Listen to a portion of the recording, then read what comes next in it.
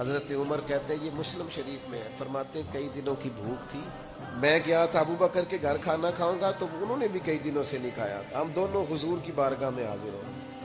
نبی کریم نے فرمایا بھوک لگ رہی ہے تمہیں؟ میں ہاں۔ فرمایا میں نے بھی 4 دن سے روٹی کوئی نہیں کھائی، چلو ابو الحسن انصاری کے گھر چلتے۔ فرماتے انہوں نے نہ بکری ذبح کی، نبی پاک علیہ السلام نے تھوڑا سا کھانا کھایا اور کھانا کھا کے حضور گہری سوچ میں چلے گئے۔ عرض کی یا رسول اللہ صلی اللہ تعالی علیہ وسلم کیا ہوا؟ تو حضور فرمانے لگے سوچ رہا ہوں یہ جو کھایا ہے اس کا حساب بھی تو دینا ہے نا۔ تو حضرت عمر فاروق کہتے ہیں میں تڑپ کے عرض کی حضور 4 دنوں کے بعد اگر گوشت ملا ہے تو حساب دینا ہے؟ تو حضور نے فرمایا عمر صرف وہ کپڑا جو تمہارا بدن چھپائے، وہ چھت جو تمہارا سر چھپائے، اور وہ کھانا جو تمہاری کمر سیدھی رکھے، اس کے علاوہ اللہ تم سے سوال پوچھے گا، تم نے جواب دینا ہے۔